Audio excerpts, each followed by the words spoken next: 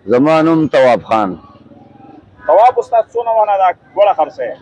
زه خو دا ګوړه داسې ۴۵ کاله یا د ۵۰ کاله د هغې وخت نه دا ګوړه خرڅوم په دې بوټ بازار کې. او راوړی د کوم ځای نه؟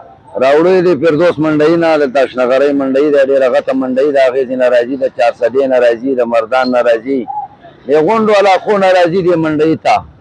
دلته به یې موږ دا ښېښې ګوړې یخلو او دلته یې بوټ ته راوړو او خرڅوئ.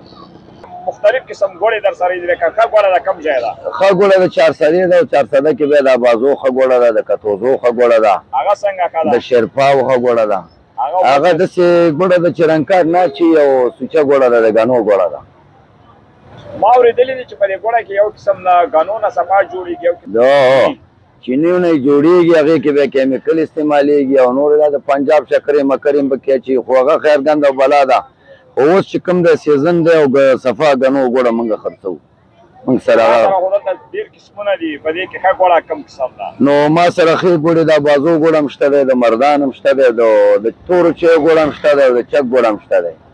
تورو چای ګوړه څنګه وي؟ هغه که راته ووایې تورو چای څنګه دي؟ نو د تورو چایو ګوړه دا مسخت دا ده چې پوی پکې واچوې نو چای نه ورانه. تورو چای وایي، څوک ورته د شودو چای وایي. دا سپینه ګوړه چې ده دا چی ده؟ دا سپینه ګوړه چې کومه ده دا د خاص د چک ده، دا د ترخو چایو سره استعمالېږي او دا بس چک وهي او ګوټ تی کوي.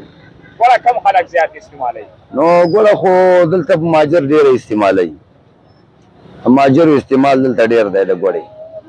داسې مې اورېدلي دي چې اکثره خلک افغانستان نه راشي او دې ځای نه بیا ګوړه اخلي ځان سره یې وړي. او دې ځینې ګوړه ځکه هلته خو دا ګوړې نشته دی که نه، دلته خو ښې ګوړې میلاوېږي. دلته موږ ته راځي، د افغانستان موږ سره ډېر ګاډ دی راځي، ګوړه د دې ځای نه وړي او بس څوک دړۍ وړي، څوک 10 وړي، څوک 15 وړي. او ګوړه کیلو په څو ده؟